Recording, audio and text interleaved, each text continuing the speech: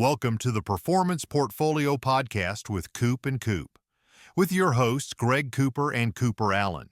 Together, they bridge the gap between performance and finance to help you create your own robust performance portfolio. Today, they are joined by special guest Josh Kosnick, a bridge builder, a leader forged through fire and guided by faith. As the founder of Kairos Coaching and a certified EOS Implementer, Josh has dedicated his life to helping individuals and organizations align vision with execution. With firsthand experience building and exiting 3 successful businesses, he understands what it takes to create sustainable value while navigating the challenges of leadership, growth, and transformation. With that, let's get into today's episode. Coop, morning, dude. We got a good episode. What's on the go today? Yeah, if there was one episode that we were putting together that would be worth listening to all the way through, it'll be this one for sure. Today we're joined by someone who I've looked up to now for many years. He's a father, an entrepreneur, an author, a husband, titles that I'm sure he's proud of in a different order. But it'll be a good one for sure today. So Josh Kosnick, welcome to the show. Hey, happy to be here with you guys. Let's have some impact. Yeah, I'm looking forward to it for sure. So just to catch our audience up, if you're meeting Josh for the first time. So dad of 4, 3 awesome girls and a mini me.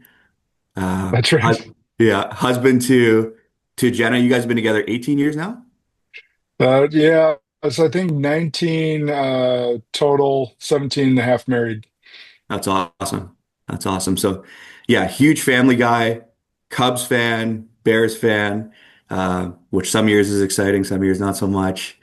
That's right. Yeah. Stick through it all the way through. You started your career in sales and sales management, both in the fitness world and Best Buy. You held a couple of roles there, which is actually similar to Greg. And Greg had a sales role. I had a recruitment role fresh out of university before transitioning what we do now. You took your transition into the financial advising world, which is what I talk a lot about here on the show, and then have transitioned again into the performance world, which is kind of the side of our show that Greg talks a lot about. And I think if I could pinpoint why you're so relatable to a lot of your listeners is you've done all those things very well, but not perfectly, and you're willing to be vulnerable about that. So Yeah. I'm looking forward to the show. I think you relate to people in the courage of your vulnerabilities and in the nobility of the mission of what you're looking to do. And I think if we can help introduce our audience to even a sliver of that today, it's going to be a great show. So, is there anything as I pre-frame that maybe you dive in on a little bit more that I missed, or does that kind of give a decent summary for the audience? That's a great 30,000 foot view, Cooper. I think that the only thing I would key in on there is the perfect thing. Like, none of us are perfect. And I think for most of us men that we should like to shy away from vulnerability, because a lot of us were raised with that, don't show emotion, rub dirt on it, don't cry type of fathers. And that may have worked at some point in our lives, but it really doesn't work as you grow, and especially as you're leading teams and having an impact on this world. There is no form of perfect, and if people think you are, or at least or perceive that you are, then you're not relatable because they don't see themselves as perfect. So the more that we can lead with our heart, lead with vulnerability, show our mistakes and how we overcame them, I think the more relatable and better leaders will continue to be. I love that. That's awesome. So, but before we take it, I mentioned author. So you have a new book out, the Kairos Code, which we'll dive into deeper on this show for sure. But before we take a deep dive into the initiatives that you're spearheading through your business, between the businesses, the family you've built, the property, did you ever think any of this was possible? Well, I think all things are possible. Did I think that any of that was going to happen? No. So my English teachers would literally be shocked if they're still alive, that I became an author, a published author. So I haven't checked in on to see if any are still alive, but they would be shocked. And so no, my plan was to stay in the financial world from till I was 55, essentially. And you want to make God laugh, tell him your plans. And that's kind of what happens, because I started as an entrepreneur in the financial world when I was 24. I loved it. Loved helping people. Loved them. Loved helping them achieve their goals, retire early, all the different things. And then I got into the leadership side of things and owned a large firm, had 250 employees. We were managing $4 billion of assets. That was at age 35. And so from 35 to 55, my plan was to run that firm, grow it as big as possible, and have as much impact as possible. And God had other plans. Totally. That's crazy. Just in reading the book, I knew parts of bits and pieces of your story, but I didn't know kind of the depth of what was shared in the book. And it was interesting because you were going through it when we met one another, but you would never really know it, which was kind of cool to see. There's a vulnerability after the fact, but you're kind of picking it up and trucking through it and keeping your head above water and trying to figure out next steps, which was awesome. But um, just so our audience knows too. So the Kairos Code, that's a book that Josh released recently. It's become a USA Today feature bestseller. I'm going to go a little bit technical and read my notes here with the book in front of me rather than from the heart. That'll be the only time that I do that this show. But USA Today featured bestseller on how to discover your purpose, tap into high performance, and become a leader of eternal impact. Here's something I'll say. I'll go. So that's the part of the book that's head driven. I'll come back to my heart of something I noticed while I was reading the book is a lot of times when you go into a book like that, that's personal development and growth focused, there's kind of two outcomes. You're either reading it from a place of excitement to be learning and growing, or reading it from a place of the anxiety and overwhelm of here's all the things that I'm not doing. Mm. And almost every book I've read has come from one of those two places. For years, I didn't have either of those feelings. For me, there was just a level of, there wasn't guilt or shame or excitement. There was a lot of peace and clarity and calmness. And I messaged you right away, hey, this is a top 10 all-time read for me. And the more I reflect on it, it's probably even higher on that list. But was that your outcome? Did you kind of, I'm sitting here going, why? Why do I have this calmness and peace and clarity about me as I read the book instead of stress or anxiety or excitement? Do you have any insight as to why the emotion might be a little bit different? Yeah, I do. But let me answer this first. Doesn't mean I didn't have any anxiety or any of those other feelings as I was going through all this. Um, but what I will say is, I think the reason that you're not getting those feelings is because I'm not trying. I think a lot of authors nowadays, especially in the personal development world, are trying to position themselves as an expert in a certain area. And so that's where you get that lack of like, oh, this is what I'm not doing this, or I don't know as much as this guy or this gal. And wow, like how do I become that intelligent on a topic? And for me, as I wrote this book, it was just sharing from the journey. So I was just dropping lessons, just sharing, my rise, my fall, and then all the lessons I learned in between, and not trying to be an expert in anything, but just literally give game from the journey. And I think that's a lot of the feedback I've gotten, and probably why you didn't get any of those feelings. I love that. Yeah, that's awesome. I That's think, yeah, there's just some level of, oh, this is what's supposed to happen along the way. And no matter how big you build it, there's going to be trials and tribulations and setbacks. And that's okay so long as you stay true to who you are and you prioritize the right things spiritually and in your family life and your intentions and your purpose. And yeah, so I appreciate the message. That's super cool. Sorry, Greg, I cut you off there. no, it's all good, man. It's just an interesting note on like reading the personal development books and looking at all of the ones that are out there. And to your point, Josh, on just writing it from a journey, I think that's so important because yeah, when you do read some of these books, and maybe you're an individual who wants to maybe write a book or thinks that you have something to write a book, but it's like, oh, I'm not the top 1% performance coach. I'm not Tim Grover. I bring him up because I noticed Michael Jordan behind you, a big fan. And people read these books and they get that anxiety. But I think there's that piece to it where it is that positioning of expertism versus just somebody who has a story to share. But then as the reader, what are you going through? right now while you're reading that book? Are you in a stage of growth? Are you in a transitional stage in your life where you're just become a new dad? Are you completely broke? Like, where are you at? And if you've ever read a performance book before, reread it and see how much different you feel when you read it as you are today. Like that to me is a big thing too when people read a book around personal development. Yeah, because there's seasons of life, right? And you're anytime, like I've read Think and Grow Rich probably 10 times, and I pick up something different every time because it goes to that old adage of when the student's ready, the teacher appears. And that's just because our levels of maturity, our levels of clarity, of knowing, just open up as we continue to grow into our true selves, and we'll pick up something different every time. Yeah, absolutely.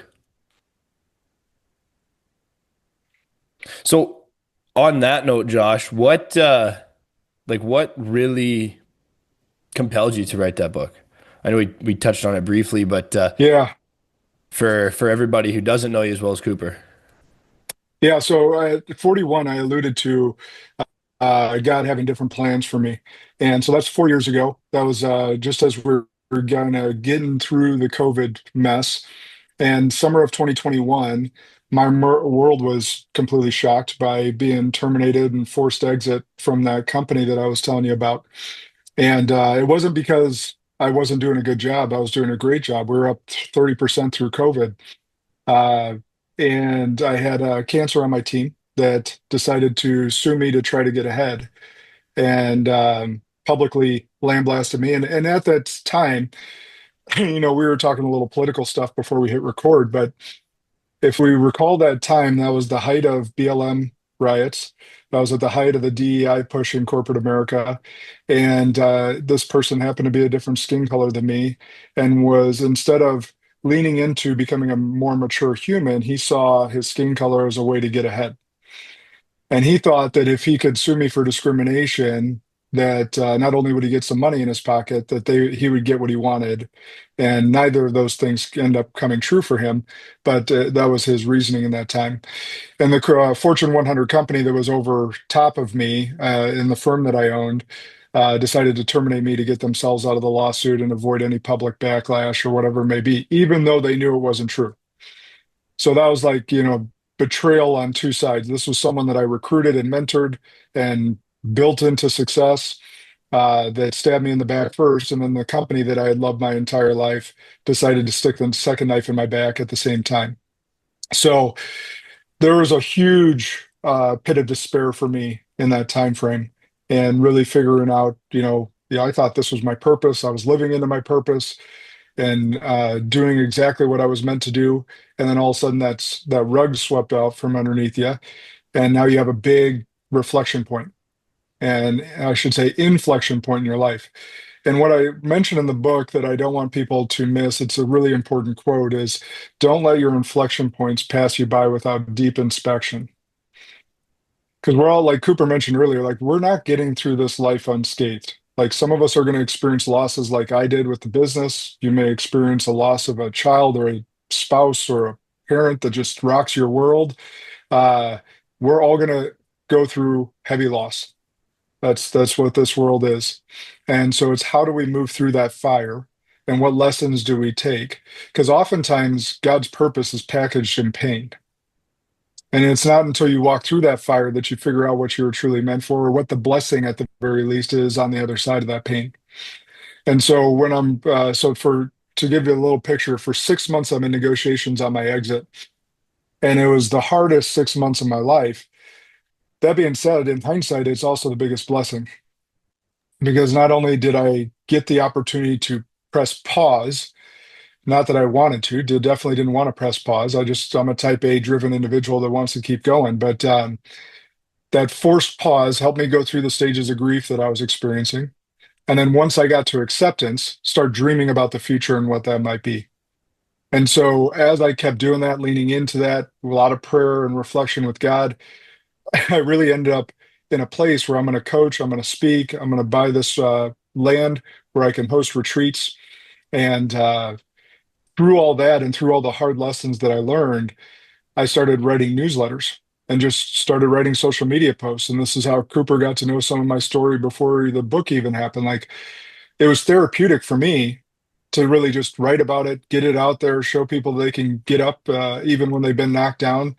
And then someone just planted a seed in my head, like, you should write a book. And I'm like, yeah, I don't have time for that. And then I just started kind of leaning into it, and some of those newsletters even became paragraphs or chapters in the book.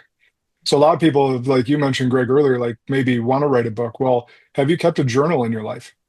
Have you put out newsletters? Have you made social media posts that could be inspiration to your story in the book that you want to write or tell? So there's a lot of stuff that we're doing nowadays that could actually make it a lot easier on ourselves in formulating a book. And that's part of what I did. You say I wrote something really wise in a newsletter. Well, I then grab that and extrapolate on it for the point I want to make for the book or for that chapter. Mm. That's actually such a great piece of advice just on the information and the content people have out there to build that. But going through your story and like going through those events in your life today, as we record this podcast, the episode we just released is energy givers versus energy takers, and we talk about the victim mindset. A lot of people going through what you did could have easily chose the victim mindset and just let that consume their world and let that negativity drag them down. And I'm sure there was points where, it was pretty negative and a lot of anger filled there, but then you turned it around. And the one sentence you said that really clicked to me was, I got through it, went through my process of grief, and then I started dreaming about the future again. And I started looking forward. So that I love so much, Josh. And that leads me to the next thing. So you go through this transition, this season of life of dealing with all of that. You start writing the Kairos code, and now there's Kairos coaching and consulting. So like, how did that, and give the backstory on what the Kairos code is. Like, what is Kairos to Yeah. people out there that don't know? Yeah, most people don't know that word. The only people I know that know that word were in some sect of Lutheran church that as a teenager they went to Kairos camp. That's the only people I know, or Greeks, people that know Greek language. So Kairos and Chronos are both Greek words. Chronos is the time that we live on. It's our clock. It's our minute by minute, hour by hour clock that we are used to as human beings. Kairos is a different time. It's a moment, an era, a special time as far as the ancient Greek definition. But there's also a biblical definition to Kairos, which is a divine time when God acts. So I formed the coaching company first and called it Kairos Coaching. The reason I did is, again, remember, we're just coming through COVID. We're married to these computer screens. We're trapped in our homes. And I'm like, I buy this beautiful piece of property. And like, now the moment is now that we reclaim our human rights. Like, we tap back into ourselves, tap back into nature, get better as humans so we can go back and serve the world and the other humans that are in our sphere. So that was the methodology behind it. And now I just leaned into it more and more with like, how do we have more Kairos moments in our life? Like, there's no human on earth that can live in Kairos time all the time. Only God can do that. Right. Therefore, what we can do is find glimpses of Kairos time, and it's being so utterly present, so in the moment, that the only, like, if you come from sports background, and I know Greg, at least you do, like the zone or flow, you have no concept of time when you're in zone or in flow, of Chronos time anyhow. You're not even thinking about it. You're just so in the moment, so present, and so excellent at what you're doing that you're just in it, immersed in it. And that's the premise behind the Kairos code, is how do we get more of that and less of the clock burning? Like, one of the statements that was given to me when I had my firstborn 14 years ago is, one of my great mentors and coaches said, Josh, soak it all up. The days are long, but the years are short.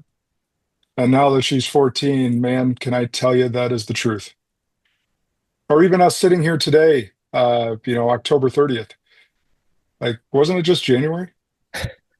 Right? Like time flies. Wasn't it just summer? Like it literally flies on the Chronos clock. In Kairos clock, it slows down. Mm, man, I love that.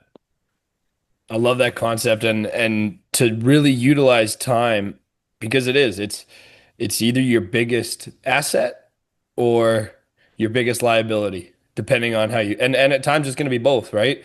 And you have to take advantage of it when you can and utilize it and get in that flow, right? And when it's going by, it's finding those places to slow down. So does that where the and I haven't read the book. I've just looked at your website and your content and talking with Cooper, but I'm definitely gonna get a copy of the book for sure. And is that where briefly, because this could probably go down an hour conversation of the five badges of the Kairos Code, Five bridges. five bridges, sorry, bridges. 1 second. Didn't want to cough into the microphone. Yeah, it does actually. So part one of the book is my rise and fall and really a lot of the story. And then part two, I go into the five bridges and really the lessons I learned along the way. But here's what happened. So I walk into a Marriott and I'm terminated. I walk out, I don't know, 5 minutes later. It might have been longer than that, but I was in Kairos moment at that time because it was like a movie and didn't know what the heck was going on. So I walk out of the Marriott. My email shut down. I'm not allowed to go to the offices that I own the leases on. And so I start to make my way home. And then, a week later, they ship me boxes of all my personal effects from the office. And I was in such a mental funk that I couldn't even open those boxes. They just sat in the basement.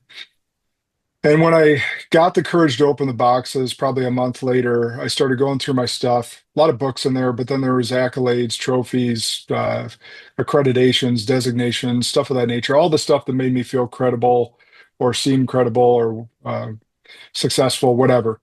But the realization or the epiphany that I had was like, it was just stuff. It didn't mean anything.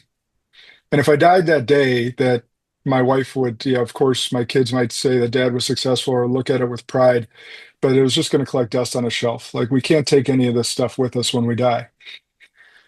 And then I had a stronger epiphany, like I screwed up some priorities. Like I was chasing goals, achievement. My identity was wrapped in my position and title and all the different things. And man, in that moment of darkness, like if I wasn't right with God, nothing else matters. So the spiritual bridge was born out of that. Like God has to not believe what I believe. They, but I think that everyone's been to a funeral or a wake and seen the body present and the spirit gone. So you got to know that we're spiritual beings. So whatever your source is, that comes first. And the other thing I notice is like if I'm not mentally, physically, or emotionally strong, I can't serve others to the highest capacity. And so the internal bridge has to come second after spiritual. But just like when we board an airplane and the flight attendants always say very nicely to put your oxygen mask on first before assisting others. They say it nicely, but it's a directive because we're no use to others if we're passed out or dead. And so, all right, now I got to be my best self to make sure I can serve others. It's a lot of people get wrong about the internal bridges. They think it's selfish or they don't make time for it because they got to produce and be busy all the time and not make time for that health, mentally, emotionally, and physically health.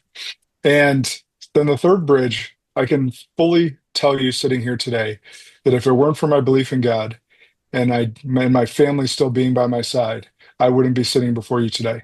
That's how dark of a spot I was in. And so the fact of the matter is, like, we have to nourish our relationships, especially the ones that matter most to us, and prioritize those before all the work stuff. And they're the fruit of life. Like, that's what gives us the juice. Like, hopefully your family is going to love you and be by you on your deathbed.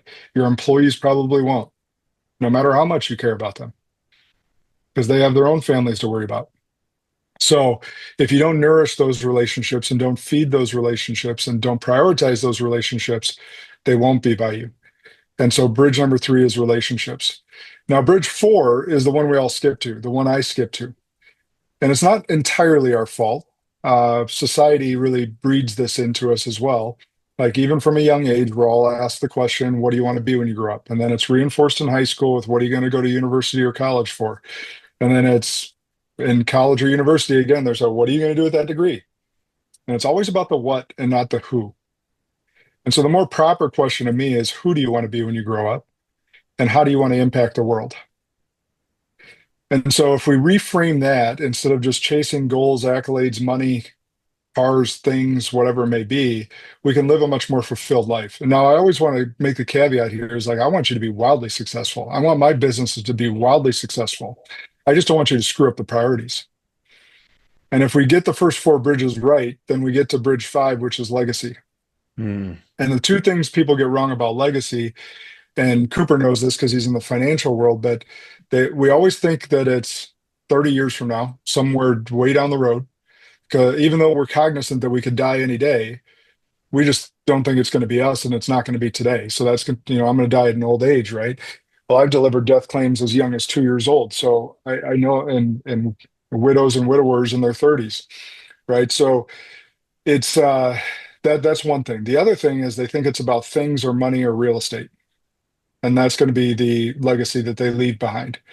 And although that might be true, that's not what actually matters. What matters is the legacy you leave in others, not what you leave behind. Because at the end of the day, it's just stuff. Like my parents are getting to the tail end of their career, to their lives, and they've got a lot of real estate and a lot of land and a lot of things. Like I don't count any of it. Like I just want more time with them, right? It's about what you leave in others. So the point I make with legacy is you're leaving a legacy every single day you're blessed to wake up. In every action you take or action you don't take, and every interaction you have with another human, you're leaving a piece of yourself in them. So you're leaving that legacy daily. And so that's how the 5 bridges got born and how I started a coaching framework around that. That's awesome.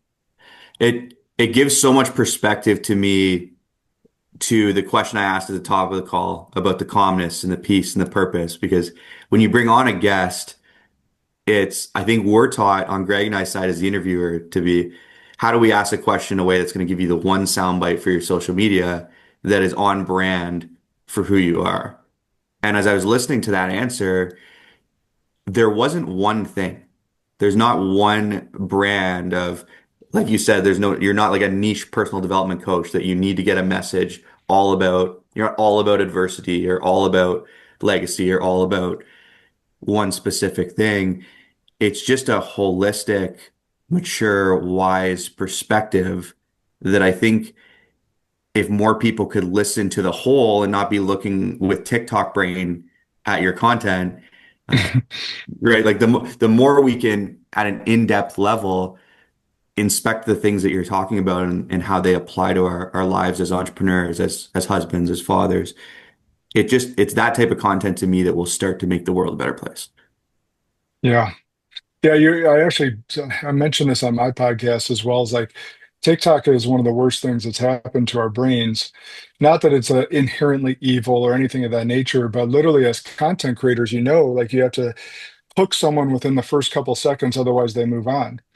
And the problem with that is like, look, some long form content, whether it's written or video, is actually where the real meat of the stuff is. These 15-second clips and living and forming opinions in 15-second clips is really becoming a detriment to the society. As we were talking about the Charlie Kirk thing, is so many people just took quotes out of context and labeled him racist or labeled him this. And like, no, did you actually listen to the whole context or the whole question and answer of that specific quote? Because there's a guy, a black guy, that went on Twitter and said, I listened to 50 to 100 hours, I can't remember, it was either 50 or 100 of Charlie Kirk. And he goes, I couldn't find one racist thing that he said. I couldn't find one xenophobic thing that he said. I couldn't find, like, he goes, if you listen to the actual conversation, he goes, what I did find was him calling out and really getting passionate about correcting some actual racists in his crowds. But he goes, I never heard a racist thing come out of his mouth. And this was a black guy that went on and actually did the research. And that's the problem with the TikTok brain, as you mentioned, is like we live in these 15-second sound bites, and then we're forming opinions and thinking that we're educated based on them. Absolutely. My dad used Yeah. to call it headline readers. Now it's just got 10 times worse because of that. Attention spans of gnats, which my dad always accused me of because I'm ADD, and he wasn't wrong. But yeah, it's gotten way worse. Yeah. Absolutely.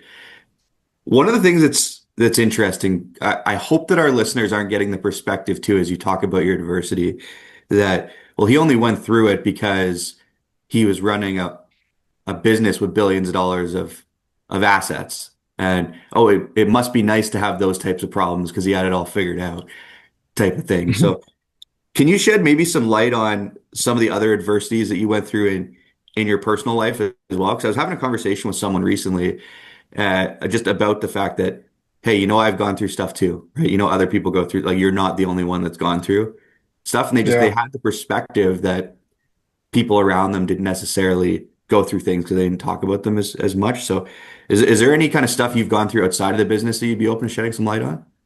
Yeah, and before I do, Greg said something earlier that stuck out to me where, you have the I had this huge buyout with that, okay? So I could have played the victim and I could have hid on a pile of cash. Like you could have never seen me again. Like, so I not only could have played the victim in that very public dismay or dismissal of myself and the accusations that I was facing, I could have hid under a rock, not only for my own self-pity, but also because I had the cash to do it. And you would have never seen me again. That, you know how easy that would have been? So even easier than being broke and hiding is being rich and hiding. Right. Mhm. So that's one caveat. But Cooper, to answer your question more directly, in 2018, my father-in-law took his own life. And that relationship, he was my spiritual mentor. He's one of the greatest human beings I've ever seen walk this earth. Successful entrepreneur. And it rocked our family like entirely. Like I mean, he was the leader. Um, of his whole family was entrepreneurs, and they all lived within 1 square mile of each other.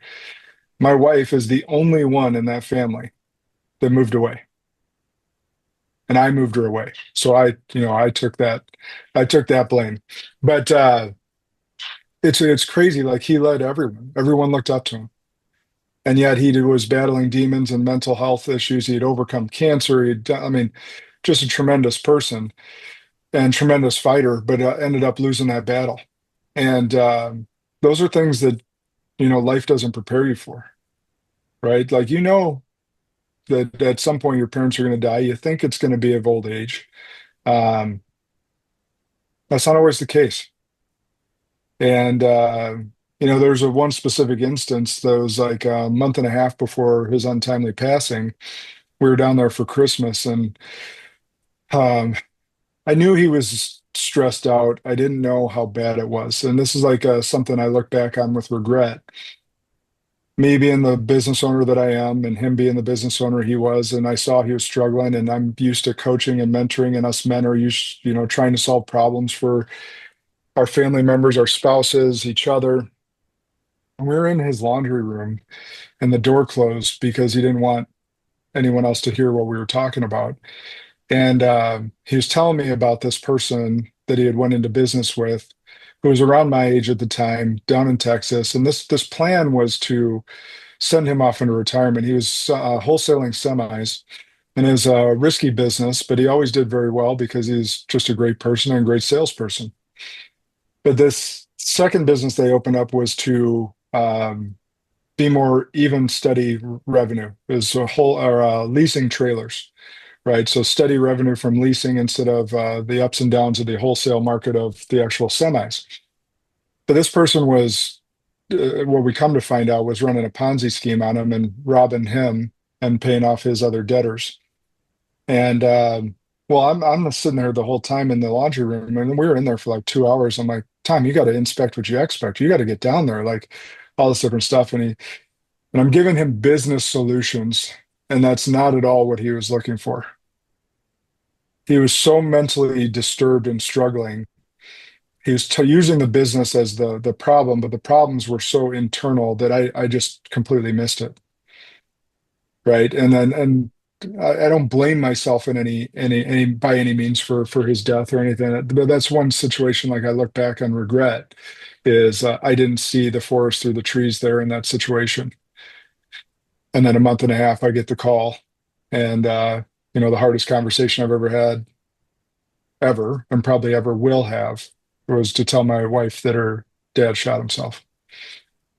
And then going through that and the grieving and that whole thing, like I remember so it was interesting, Cooper, you know this name, Greg, you might, but I had Ben Newman come up and speak at my agency's recognition dinner. And I gave a talk about my father-in-law and the proper planning they did, and how that will continue to carry on and some of his legacy. And Ben comes up right after me, and he goes, I don't know if I've ever had to follow such a tough talk. And Ben's a top 5 speaker on the planet.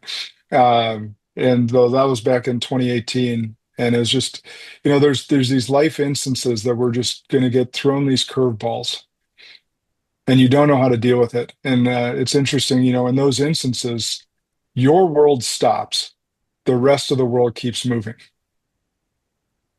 And you got to figure out your cadence and figuring out how to go through your stages of grief on your time, and then catch up with the rest of the world after that.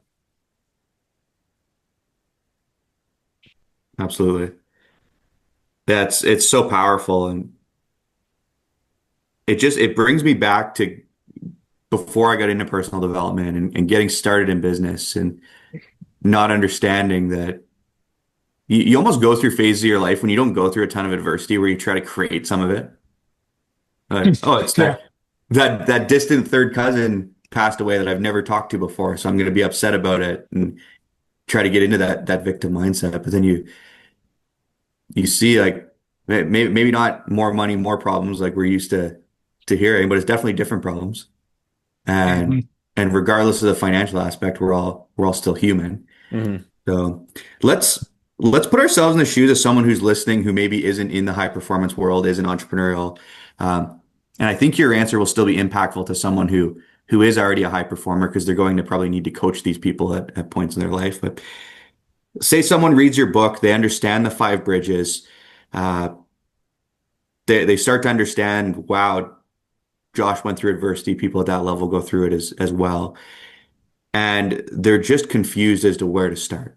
How do I get more integrated? Do you have any baseline advice for the person who's maybe nervous about what the first step could be? Well, I think that's an important question, because the first step is always to take the first step. It's not actually to look 1,000 steps down the road, because that's where anxiety and overwhelm comes from.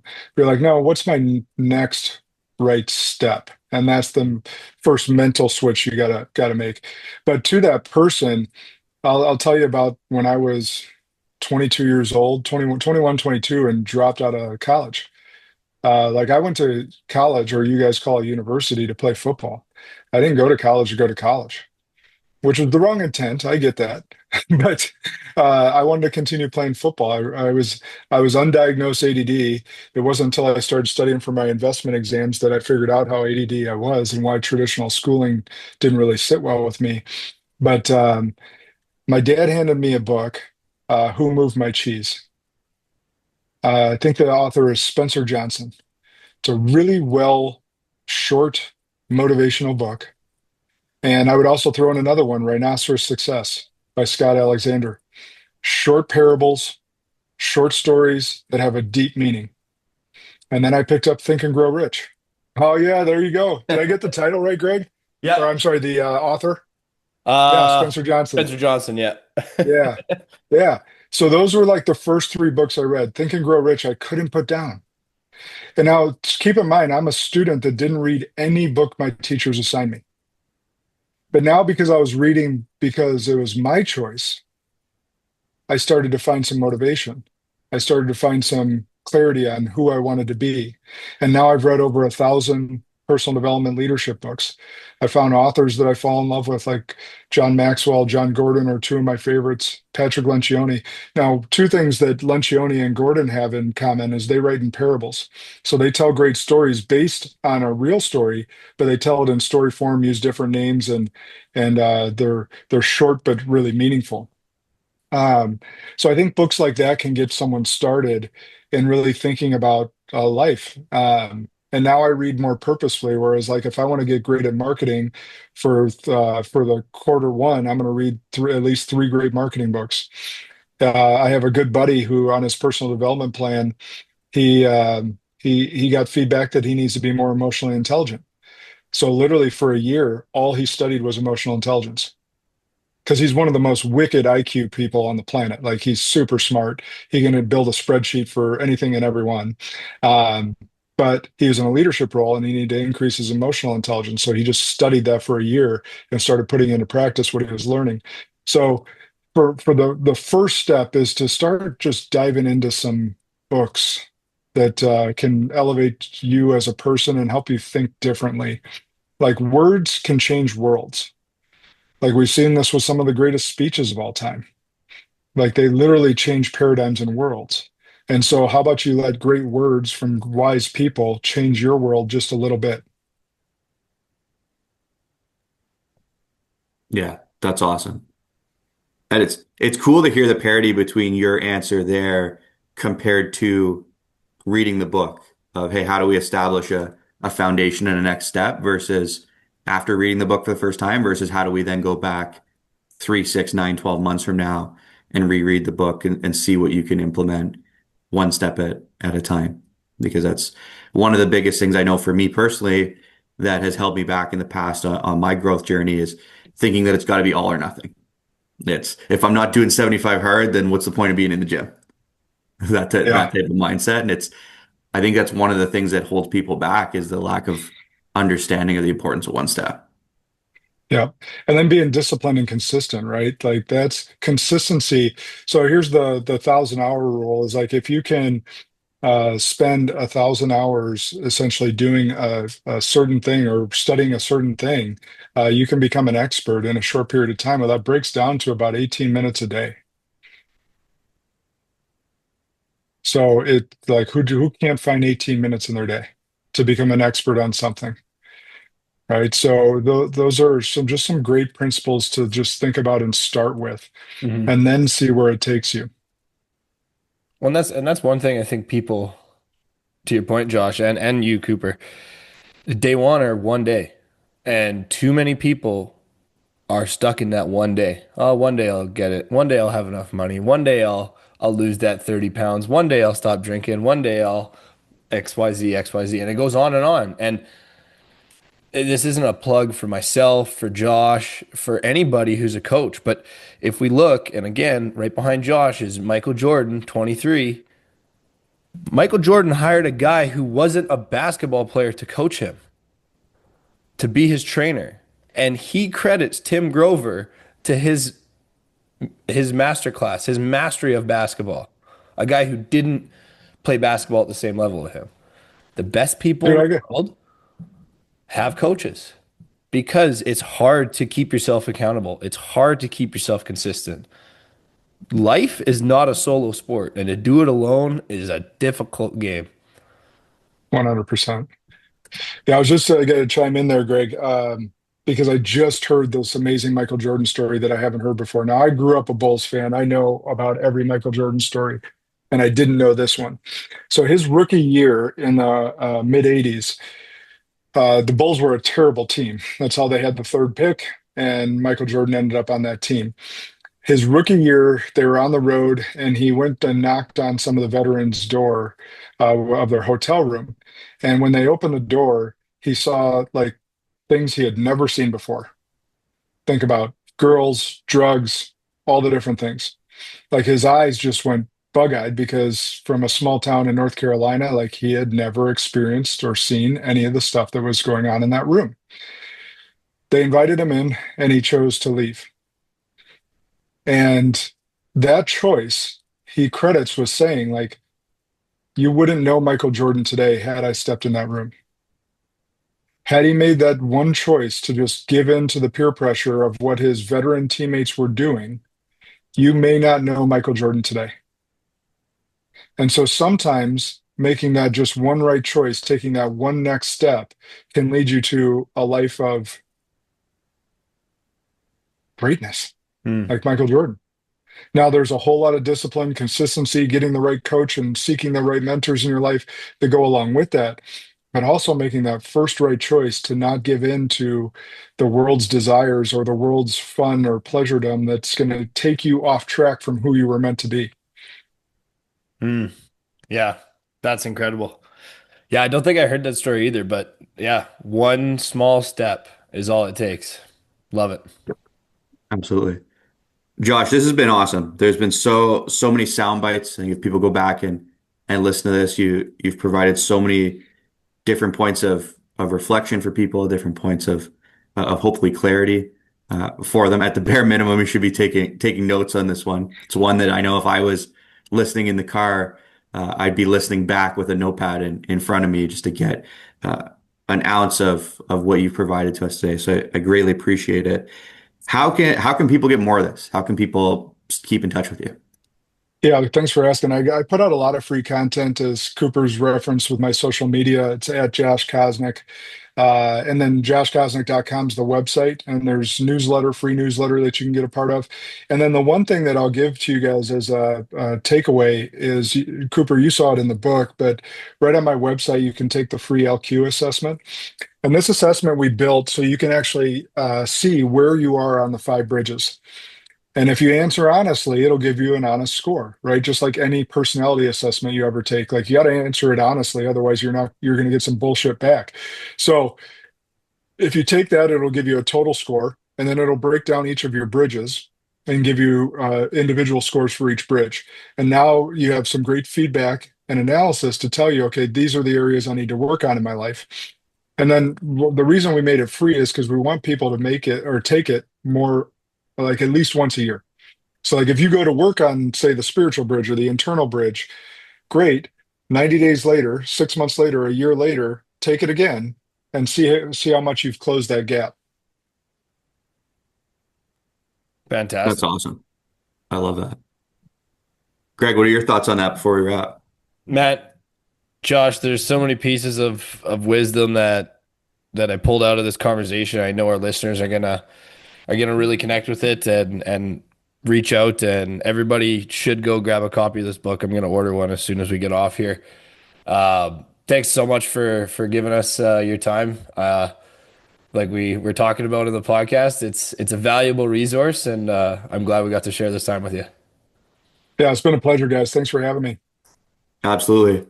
There you have it, you guys. Like Greg said, order the book. Once you've read it, leave a review. That's going to help Josh get the message out. Check out his website, joshkosnick.com. Take that free life quotient assessment. If it's free, you might as well. Get connected with him on socials, on his email list. Share this show. At the end of the day, we need more people in front of Josh's message, and I think together we can build a way better, way stronger, more fulfilled world. So, Josh, it was a pleasure having you. Really appreciate everything you've done for our audience here today. Thanks, brother. It's been an honor. Thanks, Josh.